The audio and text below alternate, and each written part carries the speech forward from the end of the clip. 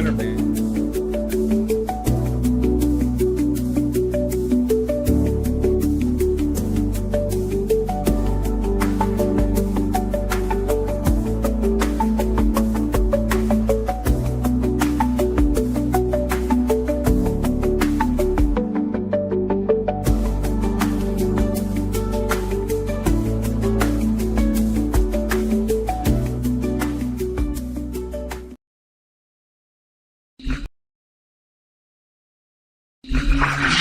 That's a good one.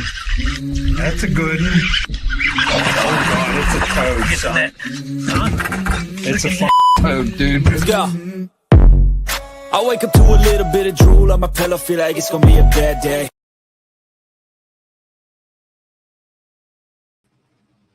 Oh, we're all in the studio. Oh, it's been a while. What's up, folks? While we're waiting for everyone to join us, let's run through all of our partnerships. As always, head on over to OneCast Fishing. Thank you, Ben, for dropping all those alewives off for this next event up at Lake Erie. I know I'm going to use the crap out of them. Head on over to OneCast Fishing. Use that code, the OneCast, at checkout. All one word, save money on everything that you guys order. You need to get your hands on the snagless jigs, the weedless nets, the soft plastics, the long neck hooks. Check out those stingers, man. I got the 5-inch and the 3.5-inch alewife colored stingers that I've been crushing them on all summer long. Going to take those up there to Lake Erie and see if we can pluck a couple of those brown fish with them. So check out OneCast Fishing, veteran-owned company.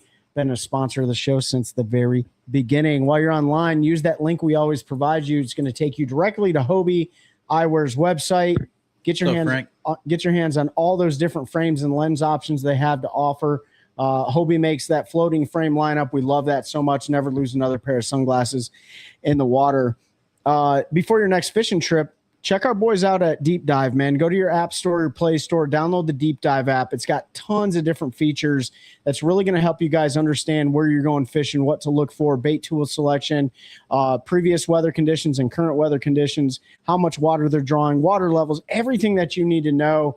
Tons of pros are out there promoting Deep Dive. There's a reason why they're doing that, because that app is fantastic. That annual subscription is going to cost you, like, I don't know, 8 urchin baits. So make sure you get your hands on the Deep Dive app. Hey, moving to Central North Carolina, you're going to need a good real estate agent to get you in the home of your dreams, and we can't think of anyone better than Uncle Terry. We call him Uncle Terry for a reason, because he's our Uncle Terry. Terry Carpenter with Howard Perry Walson and Caldwell Banker, licensed real estate agent, bass fisherman himself. He's serving the Central North Carolina area, is going to get you in the home of your dreams. Finally, I'm going to bring this up right now. This is a great segue. Ran across this thing on Facebook, and I see it all the time in all these different boat forums and stuff. This guy said, let's be honest, how many of you actually do trailer maintenance, boat trailer maintenance? He said, I've been fishing for 20 years in the same boat, and I've never educated myself on trailer maintenance. Let me tell you right now, if you don't take care of your boat trailer, it will not take care of you. That is what gets you to and from the lake, minus the vehicle you're pulling the trailer with. And if you need any parts or any sort of service whatsoever on your boat trailer, you need to hit up our boys out of Indianapolis, Indiana, and that's the Waymeyer Group. All you need to do, if you have any boat trailer part issues, or you just have a question about what right looks like, check out Waymeyer at 1-800-434-4824. They got customer service representatives on standby. They are subject matter experts in the boat trailer game. So make sure you guys give them a call. Man, we've sent them a number of people. I think Pete's dad just got his hands on some new parts for his Ranger boat. Mm-hmm. They've taken care of tons of touring anglers traveling around the country. They'll be on the end of it. And man, that rod does a fantastic job. I actually won that rod from Ben last year at a salt. Was it last year, Pete? I don't know. 2 years ago, whatever year it was. 25. So last. Yeah, 25 at a saltwater event, and Ben and I were able to take home the victory for one of the saltwater fish categories. We brought in I think close to 20 pounds of redfish. So it was a really cool day out there, just chucking and winding, some spinning rods and stuff like that. So we got him coming on the show, and he's kind of in the waiting room waiting for us to bring him in. But before we do that, what updates do we have right now? MLF's going on right now. Day 2 at Lake Erie. Unfortunately for you, they're on the west side and Sandusky, so you're not making that long run over there. So don't be scared. So, but maybe we'll key you on. You get 7 minutes to fish if you make that run. Yeah. Ooh. But that's going on. NPFL wrapped up. You guys already talked about that probably. Oh, I saw that they made a post, so I guess entries are still open. But for any of the veterans on here who listen, the NPFL Veteran Tournament, I think it's September 22nd, 23rd, 24th, whatever, that Thursday, Friday, or it is. It's over at Douglas Lake, close to Knoxville. I saw a post they posted a couple days ago. It might have been even today that there's still people can sign up because it says the first, I think, 100 boats, each team member gets a free reel. Yeah. Don't know what that reel is, but I'm assuming there's still spots open. So if you want to sign up for that, I think it was 100, maybe $200. Mm-hmm. So I know we got a lot of active duty former service members on here. So if you want to make that trip, go over and fish the NPFL Veterans Tournament. That's still, it looks like it's still open. Anglers are carrying a lithium fire extinguisher. I'm not. I didn't even know that was a thing because I've been testing a bunch. They don't actually work. So one of the cool things in my job is I get to test a bunch of cool stuff, and we have not found a single lithium fire extinguisher that actually extinguishes a lithium battery fire. So can you even extinguish a lithium battery fire? Or do you got the best thing to do is sink your boat. Is it literally just about the amount of water? There's no chemical compound we found that actually works. Well, spraying water on it doesn't work. It does, but you can't put enough on it. Yeah. You need to you get so what they've actually got a unit in LA, the fire department now, that is essentially a rolling dumpster firebox. When a Tesla catches on fire, they roll up, they pull it into there, and then they take it and they dump it into a city pool. Because the only way to get it extinguished is to completely submerge it and just let it sit there till it goes out. Is that because it's getting rid of all the oxygen? So like one 12-volt lithium battery, if it were to catch on fire, it's roughly 100,000 gallons of water to put it out. Just let it burn out. You're going to have to let it burn out. You just got to let it burn out. Just let it go. Let it go. So no, I don't have one. I know there's a bunch of other stuff being tested, but I haven't found a single one that works. I do know that our friends over there at Volta Power have one that seems to be very promising. They're actually building into their batteries, so check them out. Volta Power US. They've got one that's built in, and their testing seems to be really positive on that because it extinguishes it immediately. That doesn't really have time to get past the incipient stage. So speaking of lithium batteries, Trey, you run a cranking lithium, right? I do. Yeah. Do you? Mm-hmm. Do you guys run an inverter or something between No. it? So I don't either. Probably the reason why one of my alternators went out, and maybe part of the reason why yours went out too. But because when I was getting my power poles put on, I was talking to the mechanic. But I guess they do make inverters for that, so it helps. Depends on what year it depends on what year your motor. Trey would need it. Mine's a 21. You shouldn't need it on 21. Yeah, mine might have needed it. I mean, mine's a 2017. I think it was anything after 2019. They beefed up, so Mercury and everybody beefed up their alternators. I think I don't need because one previously now. A lithium battery wouldn't even charge Well, based from the with the alternator and the built-in charging. Yeah, so that was probably my problem is that the original. Well, no, because the original alternator is the one that burned up on me, and then I put the one on from the old engine that was a 2016. Oh, yeah. And then it went to, so I got a new one. I got a 2024. Yeah, you're fine now. I'm good now. The newer ones are, but it lasted a long time. You know what I mean? That was the thing we talked about. Like, what years were both? 2017, 17. Like, it was almost 8 years. So, like, all right, yeah. Well, Jeff asked he needs some rods repaired. Anyone know someone local that can get some eyelets put on? You can take any rod to cash it locally and have them do it, but just order a rod, repair it. Find out what size eyes you need. Buy the eyes and just do it yourself. It's super simple. There's absolutely no reason to take it anywhere. Yep. And if you need help, Jeff, I live like 2 miles from you. Just let me know.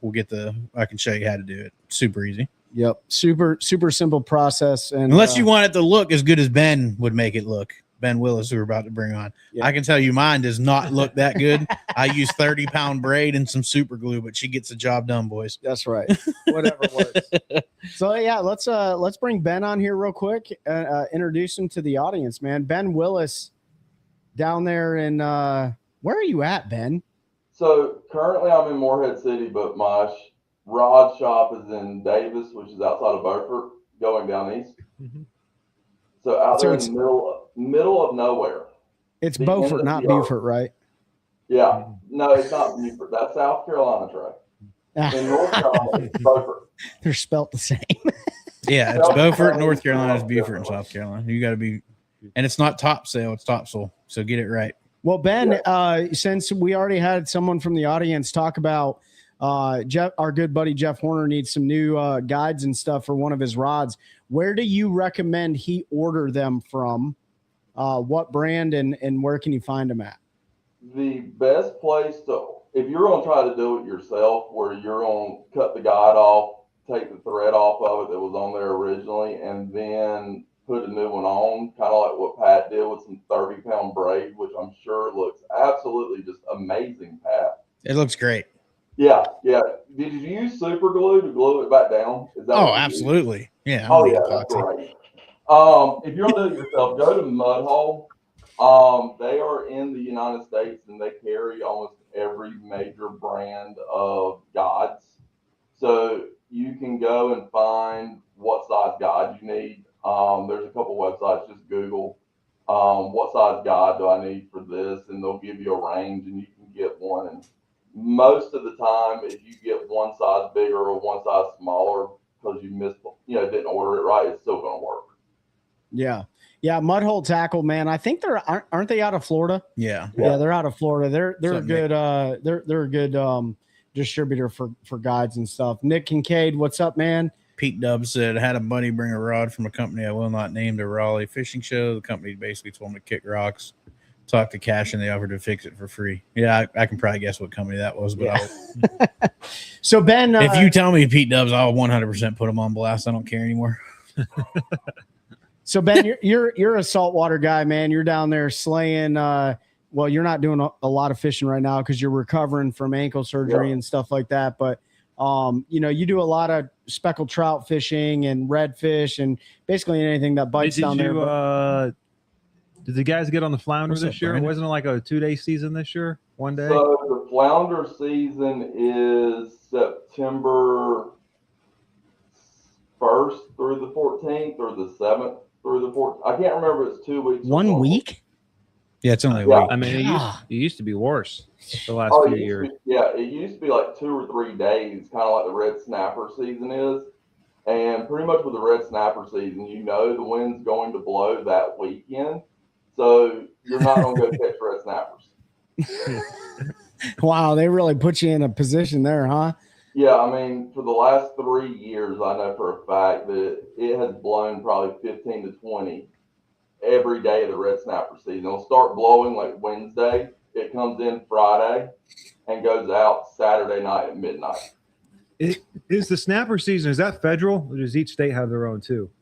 It's the Mid-Atlantic Fisheries Council, so it's federal, but it's regional at the same time, if that kind of makes sense. So that's so confusing. Yeah, because here, I mean, the red snapper I used to fish where there really was no close season, but Ben, there's like NCWRC controls combined waters, and then you have the NCDMF, right? So there's like, depending on where you're fishing, there's different regulations for some of those species like flounder.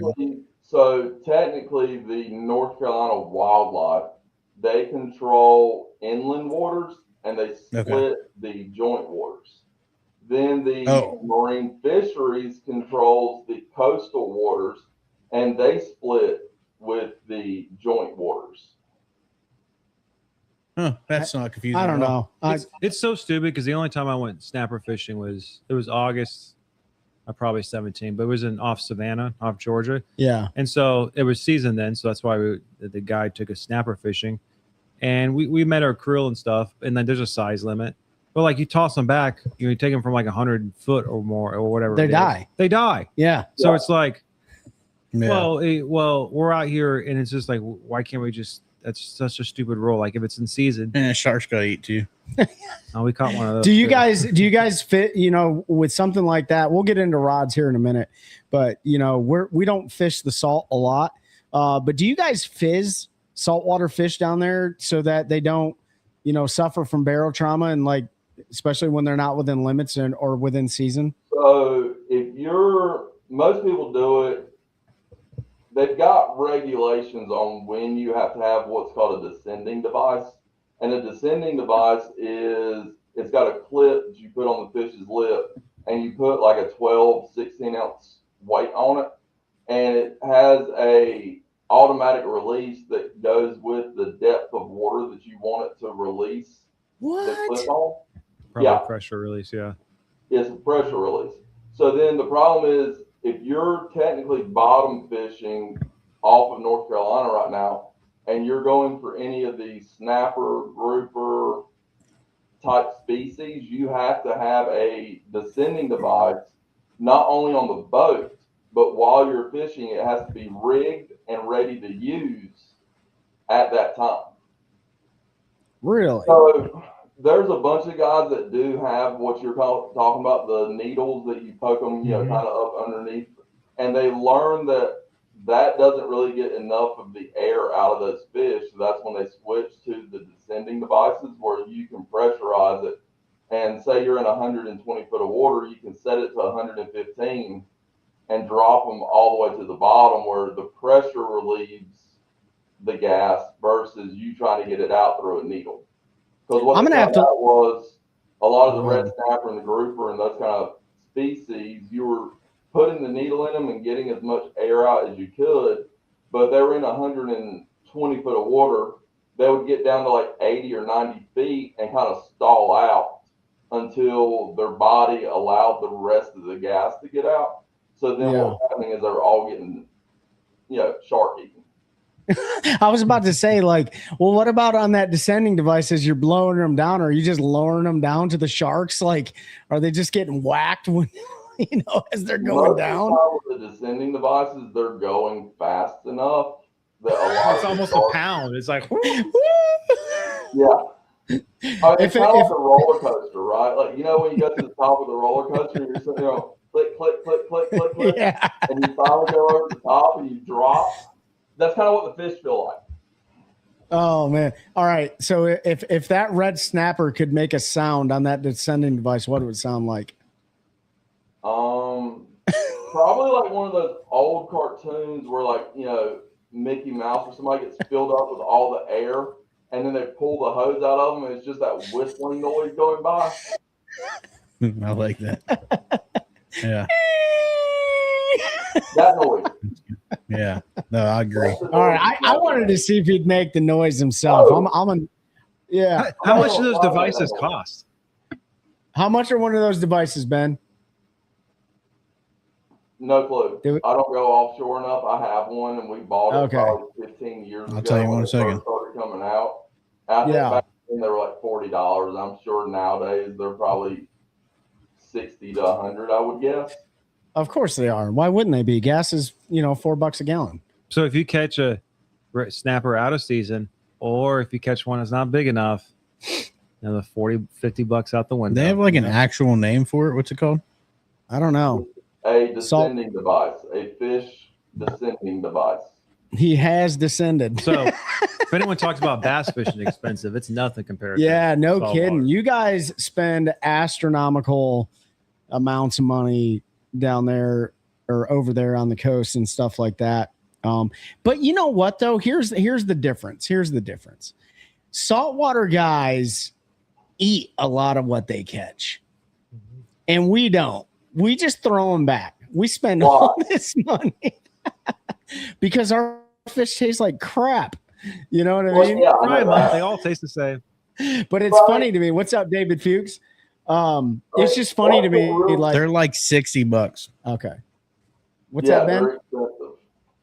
And then you got to hope that lead weight doesn't get hung up on the bottom. So then you have to break the whole thing off and then go get another one. So, just feed them to the sharks. It'll be fine. Nobody will know. Okay. They are rigged up. I thought you were just dropping this thing. And there's a one-time use. Yeah. There she goes, boys. Another $60. So it is a durable device. Okay. What we're talking Unless about. it gets snagged. Unless it gets snagged. Hooked up to another fishing rod that's on the boat. I gotta see. There's got to be somebody out there that strapped a camera to one of those descending devices and put it on YouTube. We'll have to look that up later and stuff like that. But yeah, I mean, So, you know, you love the salt, man. You're a speckled trout guy, redfish guy. You know, you're really good at it. I got the pleasure of fishing with you last year, and man, I had an absolute blast. And you can always tell when you got a bass fisherman on the saltwater because they get excited for every fish catch, right? For you, it's just another day. But for guys like us, it's like we've been out there and you know, got skunked several times. And so catching a fish is a hot commodity. But, you know, we brought you on here also to talk a little bit about Core Sound custom rods and just kind of give us an idea. Like, why did you start getting in? I think I already know the answer because we've talked about it before. But why did you start? What got you started into making your own custom rods? It's a two-part story, to be honest with you, Trey. So the beginning of the entire story, I was growing up in Morehead City, and there was a tackle shop in Morehead called Pete's Tackle. And I wanted to learn how to fly fish. This Pete's Tackle? This Pete? No.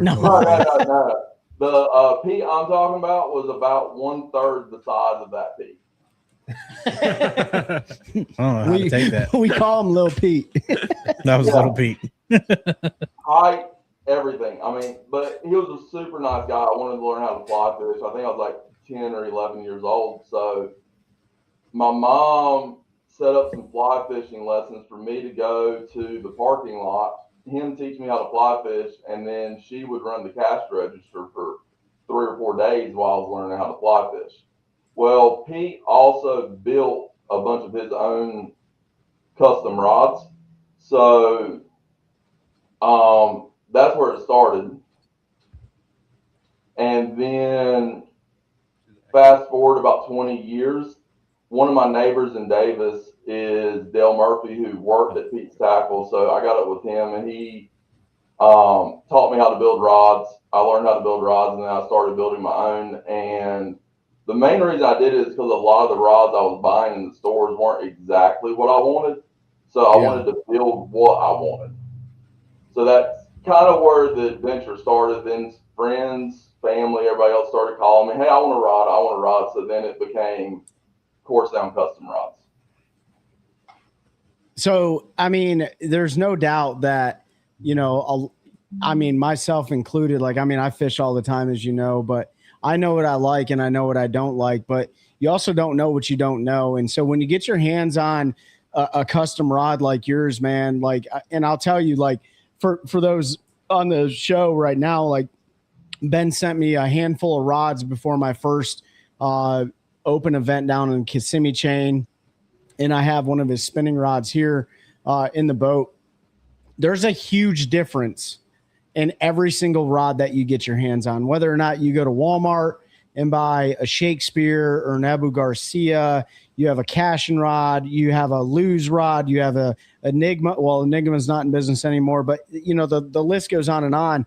All rods are different, but you really, when you get your hands on a rod, like you have other brands and stuff that you've used before, what are some of the biggest things that you don't like when you get your hands on like a rod from like a bigger manufacturer and stuff like that? For me, it's the total weight of a lot of the rods that are built. They just seem kind of heavy. And then also a lot, especially for a bait casting style rod, they go and run the guides down to such a small diameter guide frame on it that a lot of times, if you're not running like a straight mono or a straight fluoro, but you have a rod that's got braid to a leader, those guide sizes are so small it's almost impossible to get any knot through it. So then you're limited to only using fluoro and braid. And the other thing is, when you go to a store, unless you go to like a really very niche style shop, a lot of the rods that you buy are going to be, you know, especially saltwater, you get a 7-foot medium action, or you get a 7'6" medium. You know, a lot of the rods down here, because that's what people know about, so that's what you buy. So you couldn't get a lot of rods that are very geared towards certain tackle. and certain inshore applications. Yeah. So that's the thing that bothered me the most about rods is just the fact that they're heavy. A lot of the guide train sets, they go down such a small diameter, you can't get a leader knot through it, which in saltwater is a huge thing because we always run leader knots. Yeah. And then you just don't run rods. Yeah. I mean, I'm with you there because I run braid to leader on almost all my bass stuff, and I got away from a lot of those micro guides because they'll knock the guides off or they won't come through. Yeah, and I wish Cashin actually had bigger guides on some of theirs. Yeah, it's especially the ones that are up the, at the tip of the rod, like they just keep downsizing. It's just even with an FG knot, which is about the smallest diameter knot you're going to have for braid the leader. Like, it's you got to check it every so often. Still, you're like of a dying breed. That's why they don't do that anymore because most people aren't running like braid the leader anymore.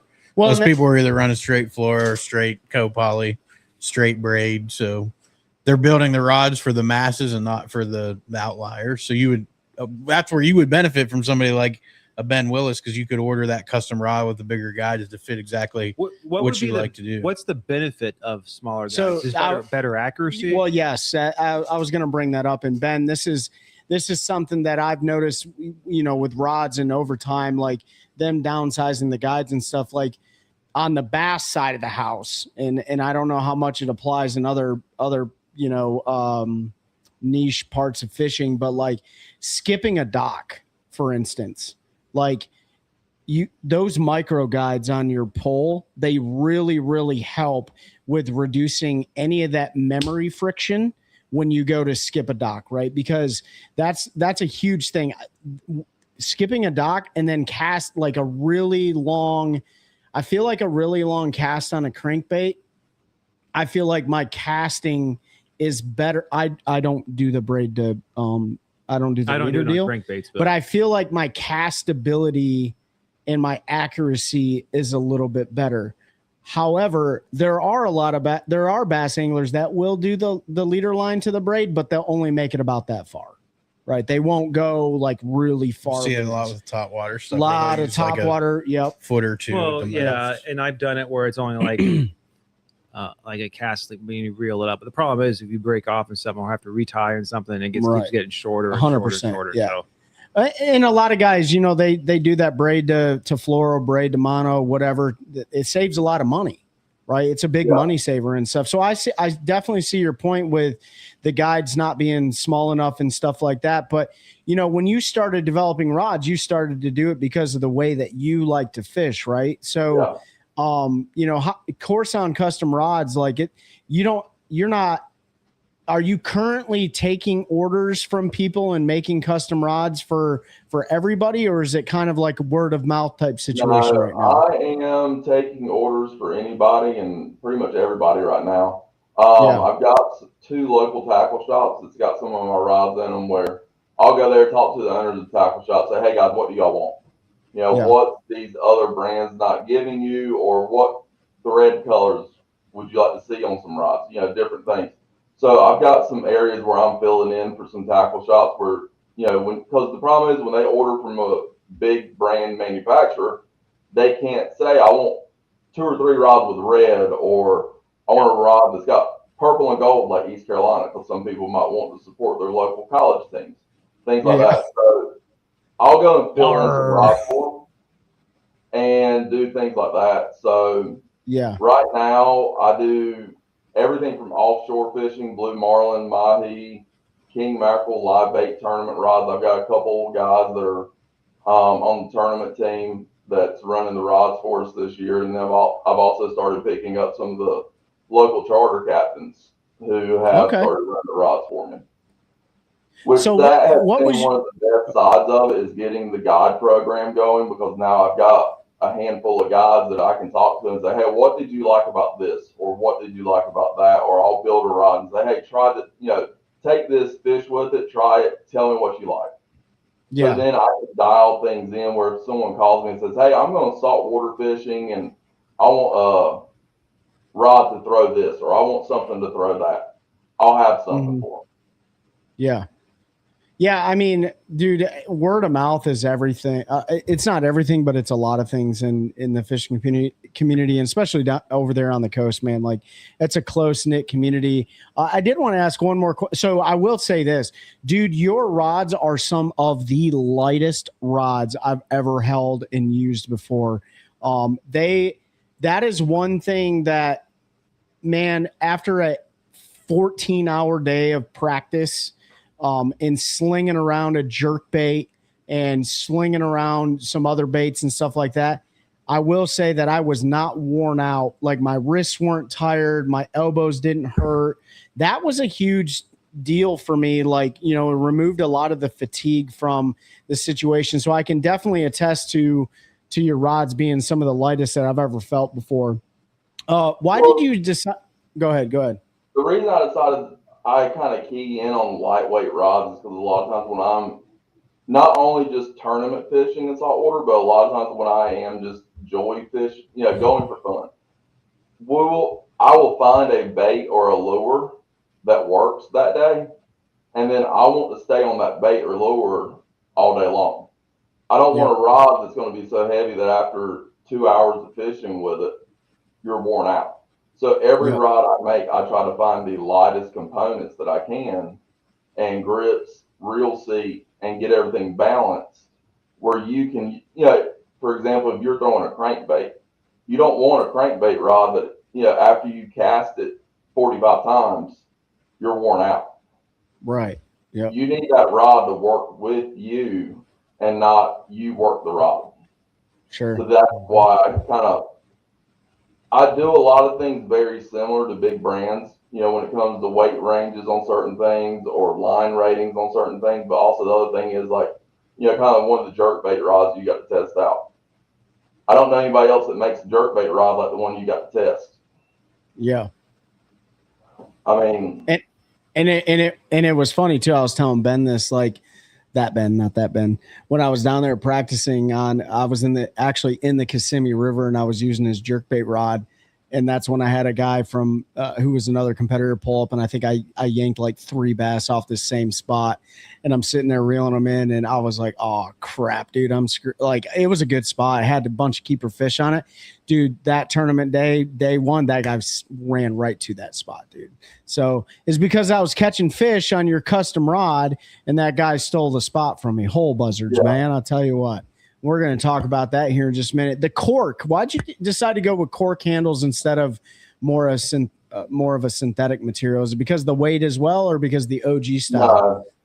A lot of the times, like especially with the tackle shops, or if I'm doing a rod for giveaways at tournaments or raffles and things like that, where I don't know the person that's building it, I'll put cork on it because that's what everybody knows. That's what a lot of people are used to. So if you start putting like carbon fiber on it or things like that, they don't like it as much. And Dana would be an ugly stick for life person. I was hoping that'd pop up on his screen. That's why I put it up on the screen so everybody could see that Dana is ugly sticks for life, by the way. Yeah, Dana with his ugly sticks and his sea hunt boat, that just goes hand in hand. One with one. Uh-oh. Pete Dub said it's hard to beat high quality cork. For all you don't know, Dana and Ben are good friends, and they're both saltwater hammers, man. We've got to fish with both of them, and it's a fun time. You guys have a lot of healthy competition down there between you two, don't you? Well, the fun thing is Dana is actually on the guide program, and me and Dana both fish the same inshore tournament trail. My boat's fishy when I'm on it. I just had surgery this summer. All right, we got to let's settle this right now. We don't want to create any bad blood, but let's settle this right now. Who's the better fisherman? Sounds like we need a tournament. One of us goes with Dana, one of us goes with Ben, and winner takes all. I'm good with that. Hey, all right. But let's set it up. Cool down a little bit more, and then we'll do it. But yeah, it's too hot right now.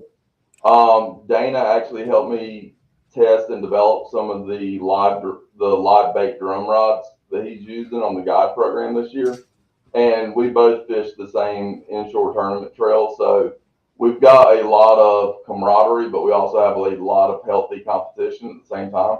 So it's a lot of fun. Okay. All right. Well, I mean, we got to fish with both of you guys. Uh-oh, man.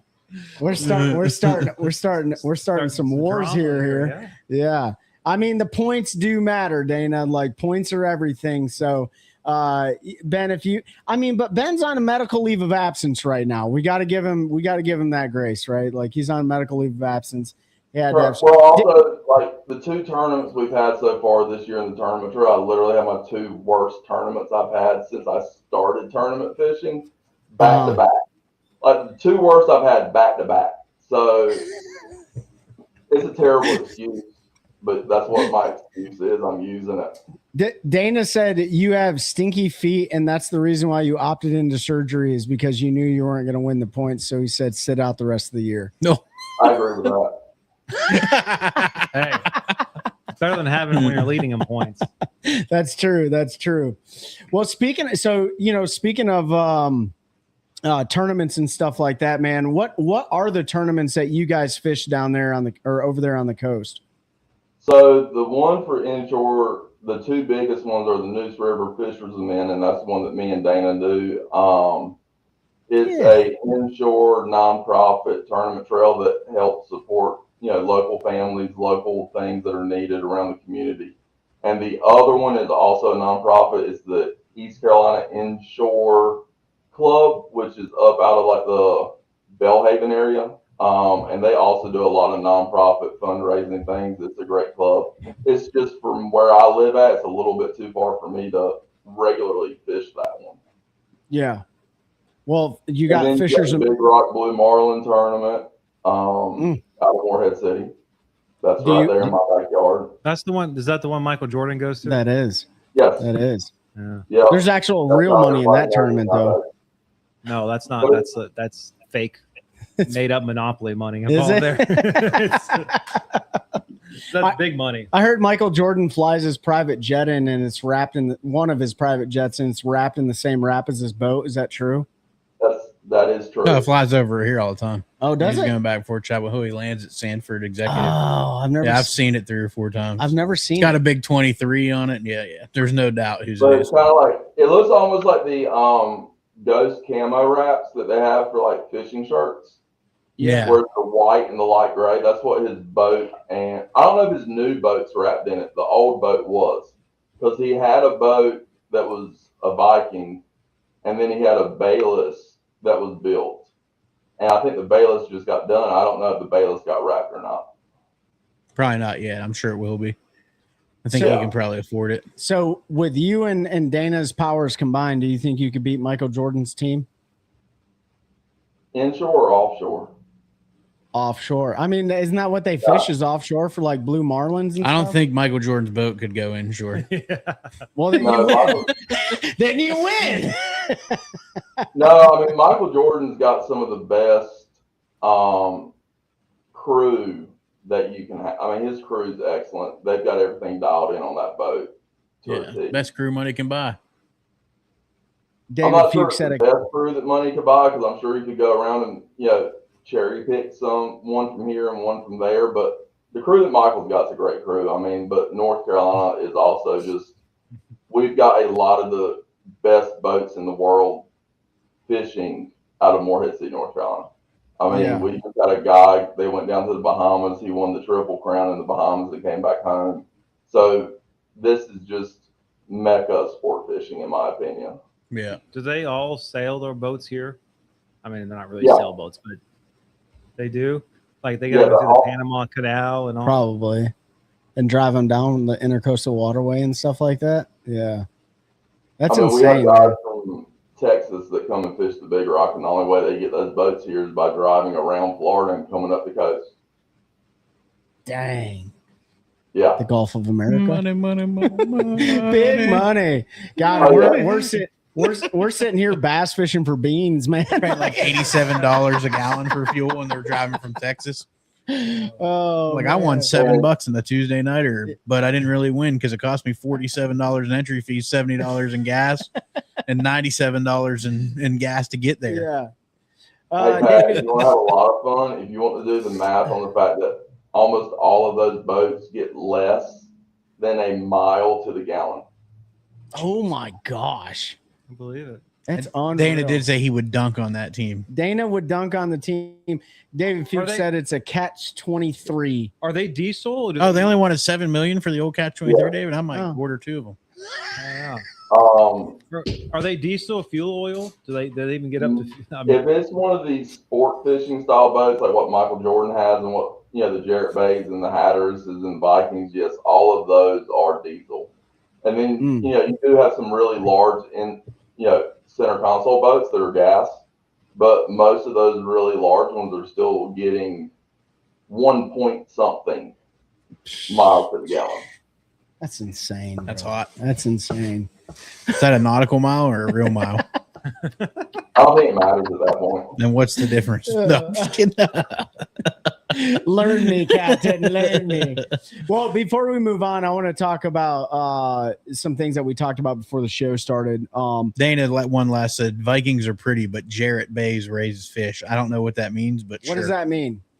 So that means that Vikings are some of the prettiest boats on the water, but a Jarrett Bay, which is a North Carolina branded built boat, when they say raise fish, they're running 6 lines behind the boat trolling, and the boats have to bring the fish up from 200 feet, 300 feet. So by raising a fish, that gets one up into the spread that you're going to get hooked up on. Okay. Well, Pete Dubs countered your. So they're basically using an A rig. Yeah, it's a giant Alabama rig, man. Pete Dubs said he's going to stick with freshwater in his kayak. That is, you know what? Besides fishing off the bank, that's about the best option when you're trying to save money. For you, those guys take them kayaks in the ocean and go fishing. Dude, screw that. I got a buddy that does that. He's gone down to Florida and caught marlin and stuff in his kayak. I just don't know about that, man. Like, you're out there, there's giant sharks. Everything in the ocean wants to kill you, okay? And you're out there looking like a seal paddling around, dude. Like, no, they all got motors now. Yeah, but still, dude. Could you imagine hooking up with a marlin? You just get pulled out to sea, bro. How many people? Yeah, Dana said acoustics of the motors and wheels create sound that make the fish curious. Yeah, Makes dude. Sense. Like, we were all taught when we were young to keep your mouth shut. Your dad or your grandpa's yelling at you, shut up, you're going to scare the fish. Not in the ocean. Everything wants to eat Pete you, Dubs bro. says there's sharks in the ocean. I ain't taking my 12-foot plastic boat out there. Do you guys see that a lot out there on the coast? You see kayakers out there trying to get some of those big sport fish? So in North Carolina, not really, just because a lot of those fish are anywhere from 15 to 60 miles offshore. But I did see that they just had a United States versus Canada kayak championship, and I think it was down in South America somewhere where they were doing it for points, and they were catching tuna and dolphin, mahi, jacks, all out of kayaks, and none of the kayaks had motors on them.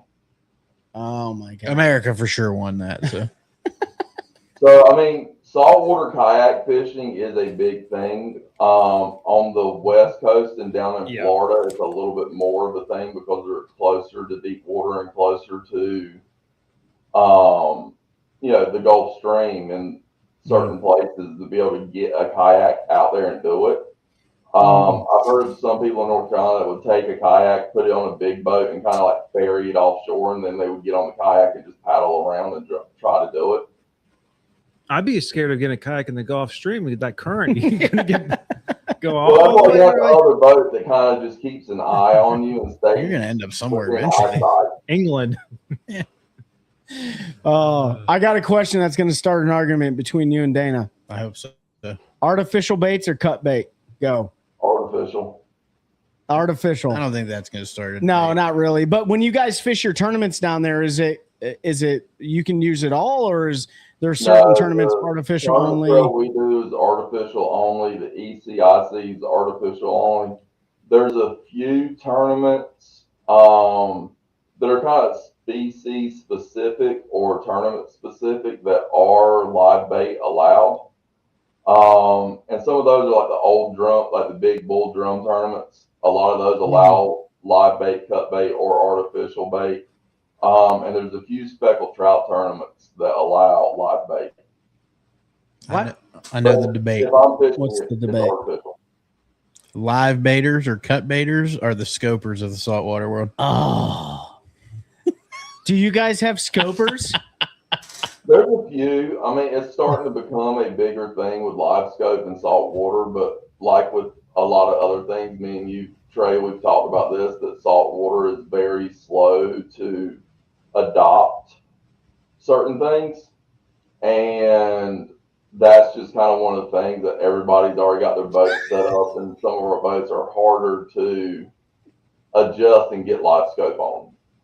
Oh. Is that why you don't like using live baits? Because you have trouble throwing a cast net, Dana said? Dana's never seen me throw a cast net, so he wouldn't know. I mean, you know, there's probably some guys that don't like throwing live bait because they don't want like stinky menhaden and, you know, stuff in their boat. I don't know what else other bait fish are down there, but menhaden I know. When we were little and we lived in Jacksonville, we'd go out in the New River and we throw a cast net to catch shrimp. And then we just bait our hooks and catch flounder that way. But then when the alligators moved in, so we quit doing that. Well, let's ask Dana this question while we ask Ben another question. Dana, what's the craziest thing you ever caught in a cast net? And what's the craziest thing you ever caught in a cast net, Ben? Sea turtle. You caught a sea turtle? A sea turtle? That sounds illegal. Yeah. It's only illegal if you keep it. Yeah. Oh, okay. That's cool, man. I mean, obviously. What do you think sea turtle tastes like? To be honest with you, it was absolutely miserable. Because you're trying to get a sea turtle out of a cast net at that point. It's that doesn't sound fun. Was it a big one or was it like a juvenile? More of a juvenile. I mean, it's probably about 2 feet long. Yeah. So it wasn't very big. It's just aggravation because, you know, the cast nets have those individual mono lines that go from the top of the net all the way down to the lead line. So he got tangled up in every single one of them. It was a nightmare. Dana said the worst thing he's ever caught is a juvenile Spanish mackerel. I can imagine that's like 100 razor blades like thrashing around in there, isn't it? That, and then their tails are very pointed. So between getting caught up on his teeth and his small face, getting caught up on, that Spanish mackerel caused an absolute tangled mess. I just start cutting. Start cutting them out. Spanish mackerel tastes pretty good. I think I did a trip out of Southport several years ago, and we got into a huge school of Spanish mackerel, and they were, you couldn't reel the spoon fast enough across the top of the water, dude. Wow. And they would just come and crush it. I mean, dude, saltwater fishing is so much fun, man. But a lot of freshwater fishing techniques and stuff work down there too, man, especially for like, well, we were talking, Ben called, redfish just saltwater carp is what they are, but they act a lot like a bass to me and stuff. They're really fun to catch. But so I want to switch gears here. We got about 10 minutes left. I want to switch gears here. And we'll ask Ben about this, in the saltwater world. Ben, we were talking before the show about following, anglers that have been doing really well on a certain body of water around, maybe trying to steal their spots or seeing if they're cheating, whatever the case may be. Is that something that you guys on the coast deal with quite often? So I think to me it's my personal opinion, because I try not to pay attention to a lot of people around. Like, I don't want to follow somebody, so I don't really pay attention if somebody's following me. And to me, if you're looking at a boat 300 feet away, do you really know who that is unless it's a very distinguished looking boat? So I think a lot of times to me, it's more of, you see somebody post something, so you look at the background of their picture and go, oh, they were here, or they were there, or somebody else says something on social media and says, oh, we went here to this point, or we went to that oyster rock, or whatever. And spots get blasted more than somebody following an individual person, I think. Yeah. No, I mean, dude, when you're posting stuff on social media, specifically when you're posting like places that are, maybe not commonly known, but people, I don't know, maybe commonly known. But if you if I put a waypoint, if I say I'm catching them off the railroad trestle, everybody knows where that's at with modern day mapping and stuff like that. They can literally look and find that out. That place is going to get smashed. But I bring this up because you know, there was a social media post the other day, and you know, an individual around here, he's a friend of ours, posted that, you know, he was pretty upset when a gentleman was following his son around the lake. And while it's annoying, it's not illegal unless it becomes harassment, right?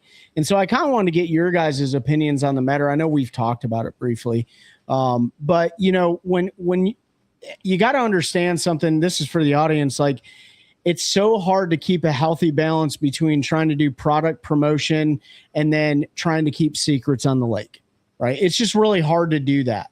And one of the ways that I do that is by not even fishing locally. Like, I don't even fish the local lakes around here. And when I do, it's very rare. If I make a post, it's either on a community spot or whatever. And it's really hard to keep secrets anymore. But I kind of want to get your guys' take on this. Like, based on the post, and you guys know what I'm talking about, like, how do you, like, in your perspective, like, what do you think about that whole situation? I'll ask Pete. What's up, Steve? How do I feel about the whole situation? So I can say 100% it's happened to me. Yeah. I know it's happened to you. I know it's happened to us fishing together. A few reasons I know is because I've always had a very recognizable boat. So in this freshwater world, I know everybody by their boat. I may not know your name, but somebody can tell me what boat you run, and I'll be like, oh yeah, I know that guy. I see him on X Lake all the time or on Y Lake all the time. Yep. If your boat's wrapped like Trey's and it's even more obvious of who the person is. So I know it's happened to me. It's annoying, like super annoying, especially when, you know, I usually just end up running a bunch of trash when that happens and giving up on whatever my plan was for the day. It made me quit posting a lot of social media stuff outside of like doing videos for the podcast and stuff on the podcast socials, not on the water, just because you start posting, and no offense, anybody on here might have done it, but then it's like constant messages of, hey, where'd you catch those fish? Or, you know, what are they biting on? And I don't mind helping, but it's just never really reciprocated. Right. Yeah. So like if I were to reach out to one of those people and be like, hey, I saw you had a good day. What were you doing? And then it's like cricket. So yeah. It gets to be frustrating on that side of thing, but here's my opinion. And the guy we're talking about, his kid's an absolute stick, not just on one body of water. He does it on a bunch, but he's had an absolute run on a local body where he's won like 6 or 7 tournaments in a row with bit like dominated. And they had somebody following him at one, you know, it's a weeknight tournament. If anybody, I'm sure people can put it together if they're around here, but I'm not going to call anybody out by name. Man, it's twofold. So one, like, my advice to people that are having that issue, stop posting on social media. We all want to brag on ourselves and our kids, but as soon as you do that, you're painting a big target on your back, right? Like, people are like, well, dang, that guy's mashing them. Now, the person that did this following ended up commenting on the post and essentially said, like, I quit tournament fishing because people will do anything to win, and I'm just trying to keep people honest. So he's insinuating he felt like this kid was cheating to win these tournaments. So he was following him, and I quote, to keep him honest, which I don't believe for a second. I think he saw the weights this young man's catching and wanted to see where he was fishing and how he was doing it, which it's going to happen. Like, I've seen dudes sit with binoculars and watch people fish. Trey and I have been on fish and had dudes roll up, and you know they're dropping a waypoint. We had a guy watch us for an entire tournament day when we got on him one day and was talking to us like, I'm coming here tomorrow. We got a club tournament. Yep. And he watched us just absolutely mash the fish on this spot. So it's going to happen, right? It's not me. Like, I don't run the bent rod pattern. I've certainly seen people fishing an area, and I've been like, I've never looked at that. And I may graph it another day if there's nobody on there. But if I see, and Trey and I are friends, so we share a lot of the same stuff, so it's not a good example. But if I saw Ben Willis sitting on a spot and I went and graphed it the next day, he wasn't on there, and I was like, oh, that's what he's fishing, right? If I was fishing a tournament against him, I'm not going to run to his stuff, right? Like, for me, that's just not right. Like, if I know he's been fishing X, Y, and Z, like, that's his stuff. for me personally, I'm not going to, or I'll talk to him before. We've done it with Jesse Wise is a good example. Yep. Hey, where are you starting? You got a better boat draw. Well, we were planning on going here. Well, I found those fish too, but I'm going to go here. That way I'm out of your way. Or, hey, is there room? Do you mind if I come in there? Yeah, no, there's plenty of room. If you have a relationship, you can talk beforehand, but just like the random following that occurs, it's super annoying, but there's nothing you can do about it. Unless they are actually harassing you or impeding your ability to fish, you're just going to have to deal with it. And the only way to avoid it is to stop posting stuff on social media. Like there's no other way to avoid it, but you have to post in today's day and age. If fishing is what you want to do for a living, whether it be guiding, tournament fishing, whatever it is, you have to be able to post what you have going on so people know you're catching fish. And yeah, Pete Dubs, he's a hammer. He's a hammer. So that's just my opinion. My opinion is like it sucks, but there's not a whole lot you can do with it unless it crosses the line. Now, if it's becoming harassment, if it's becoming impeding your ability to fish, then it's time to make a phone call. But that's my opinion. If you wanted to stop, in all honesty, the only way to stop it is to stop the posting so people don't know what's going on. Yeah. What do you I think? think the other problem too is, a lot of people have gotten the respect for another angler has kind of gone out the window for some reason recently where, if you go to a shoreline and you see someone, trolling motor down there working a bank or, working a stump pile, whatever, and you see them catching fish, you're like, oh, well, I'm going to go right there. That, you want some people pull right up beside you nowadays where, 10, 15 years ago, people give you 500, 600 feet of a shoreline and then they'll go and they might work that same shore, but they're going to be far enough away that you never impede one another no matter what speed you fish at versus the other person. Yeah. Because you got enough room where you're not going to catch them. And I think also the other thing is we just have a population density nowadays that we've never had before, that anytime you get on the boat, you're going to see somebody. Oh yeah, I don't know who put it in the comments, but I think Dana said like there's just more people on the water now. It's kind of inevitable. Ben, what do you? Yeah, I don't think I can't remember anyone actually just following me around the lake. And I had a recognizable boat because I had the one power pole. Yep. So I knew who you were before I knew you because of your boat. Yeah. Because just the one white power pole. Now with the wrap on there, dead giveaway. Dead giveaway. But so I haven't fished tournaments in a long time, and even when I fished the club tournaments, like I wouldn't post anything on social before the tournament, or like this is also when I was doing YouTube videos. So like when I was doing YouTube videos, like you saw all the background and stuff, and my philosophy was, hey, look, you can't hardly catch an everman's fish. You can come here the next day and not catch them. Also, some of those videos, a little secret, they were taken over 2 days, multiple days. Yeah. I may put the same shirt back on. It looked the same. Yeah. That's why there's multiple like 6-pounders being caught instead of just like one and a bunch of dinks. So like sometimes you got to be careful what you see on social media and YouTube, because sometimes there's movie magic involved, and that's just a little secret. But if you go look at a lot of the thumbnails and a lot of the pictures I take of big fish, because I know people look at backgrounds, I'll put my phone up against the console and kneel down with that fish across. Correct. Yeah. And basically it's me, the fish, the bait in its mouth, because with the lure business, I want to do product promotion. Sure. And then it's just really in the sky. Of course, the videos and stuff I did in my private lake, it's a private lake, so good luck getting there. The people who live there, well, there's only so many who bass fish, so there's only so many spots in 400 acres, whatever. So, but like it is a dick move to follow somebody around and pick them up like on the same day of a tournament, or if you're practicing for the same tournament, like Pete we were talking about. It's one thing to kind of get like. So there's also one thing, like if you're fishing offshore and everyone is on the bank, it might cue into something, maybe not spot, but like people, we pick intel and stuff out there. Sure. All the time. Intel, but there's a fine line between, okay, I'm obviously doing something wrong if I'm not catching them out here, or I'm on the bank and everyone's offshore, that maybe I need to adjust something, but you can't just go like get up on their spot. Like I've had guys, I remember a tournament at Falls Lake I went to. I crushed them during practice. A little community hole on Falls Lake, but I had like 2 or 3 boats roll up my knee, and I stayed there for several hours. I just blocked them off. I just kept trolling around, blocking them off, so they really couldn't get on the spot I was fishing. Sure. You had to play defense and also, you know, it's just when you post on social media, especially when you're doing videos, like people are going to see the background and people are going to see that lake. So you just have to be conscious of that. There's ways to get around photos.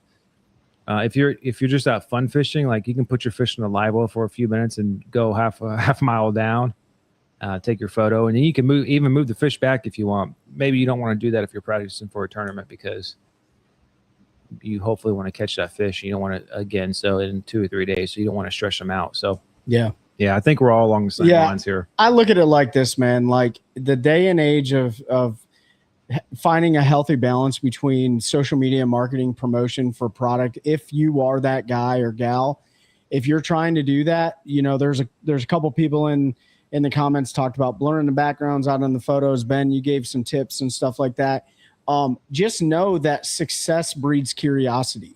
It's no different in any other thing that is done in the world, from corporate espionage, spying on successful companies, to, you know, NFL, NBA trying to steal the other team's playbooks. That kind of stuff is normal. This is not an abnormal thing. It's also something like if you're prepping for a tournament, everyone goes on YouTube and so like type in, I don't know, pick a random lake. I don't know, Lake Wiley or something, right?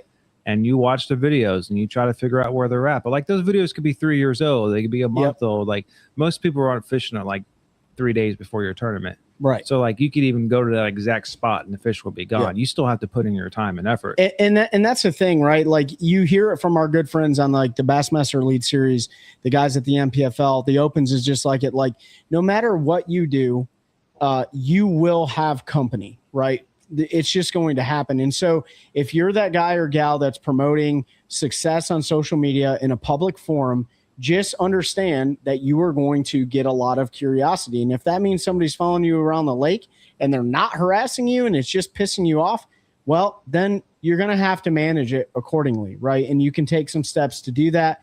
Also, all the guys that are successful with fishing most of the time don't ever fish their juice until tournament day. But once it's tournament day, man, everyone's watching you. If you think for 1 minute that guide boats, whether or not it's out there offshore fishing or inshore fishing, guide boats don't see tournament anglers blasting them. Guide boats steal waypoints just like everyone else, right? So, you know, just be mindful of that stuff. And I know the rest of the fishing community got on that Facebook post and talked about we should shun this guy and, you know, this should be illegal and all this stuff. Look, guys, you need to manage your expectations accordingly. Like public water. It's public water. And the same bass anglers that get pissed off when a dock Karen comes down and says you can't fish this water and they tell her you don't own this water. Well, you don't own it either. Right. So you need to practice what you preach. It's like hunting on public land. Exactly. It's like hunting on public land, man. Like it just is what it is. So, but it makes for good conversation and hopefully this helps some people out. You know, Ben, you're no stranger to it. I'm sure people watched us last year absolutely annihilate those fish. Now, granted, most of those guys couldn't get to where we went to. So that was a good thing. Yeah. We were running some of the skinniest water I've ever ran in my life before, dude. So it was awesome. Dana jumped off here. He said, definitely, Ben, buy some Corsound custom rods from you, Ben. You rock. And before we end the show, Ben, where can people go to find Corsound custom rods, and how do they order from you? How does that process work? So they can find me on Facebook through Ben Willis. Facebook, Corsound Custom Rods, Instagram, Corsound Custom Rods, or Trey and Pat both have my cell phone number. So if you can't find me on Instagram, get up with Trey and Pat. They have my cell phone number. They'll share it with you. I'm not real big on sharing through podcast phone numbers. Okay. And stuff, yep. That's cool. Know what might happen. Shoot us. Go ahead.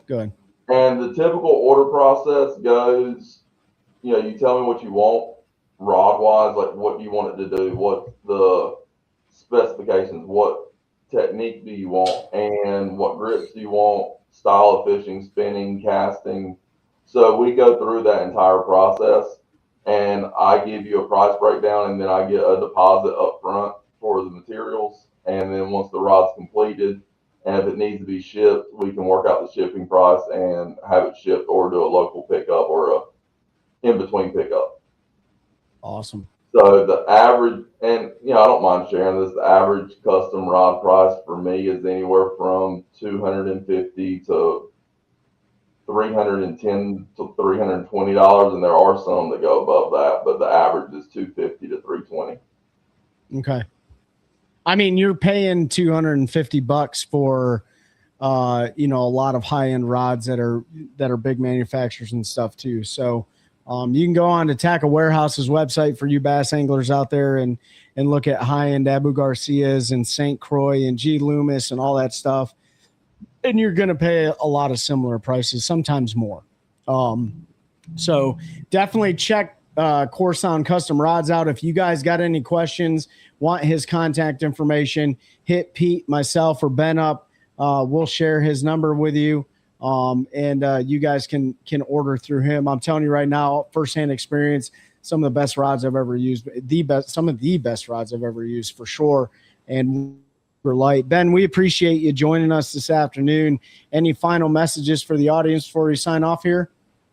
I got one last one, and it's probably going to go back to the following people around the lake. And it's, I remember when I was younger, sometimes you find spots because you see somebody on social media post on it, but also sometimes you find it because you're fishing and you get lucky to happen to find that rock ledge or the stump field that you didn't know was there before. So, just remember sometimes when you think you're the only one that knows about a spot, you're probably not. And 100%. To be respectful to those other people around you while fishing. 100%, man. Words well said. We appreciate you joining us this afternoon, man, giving us a breakdown of Core Sound Custom Rods and having some fun. Thanks to the audience for engaging with us this evening. Ben, we'll be in touch, brother. Thank you so much, and thank you for helping us continue growing a culture of anglers, helping anglers one cast at a time. That's a good one. That's a good one. Oh, God, it's a toad, son. It's a toad, dude. Let's go. I wake up to a little bit of drool on my pillow, feel like it's gonna be a bad day.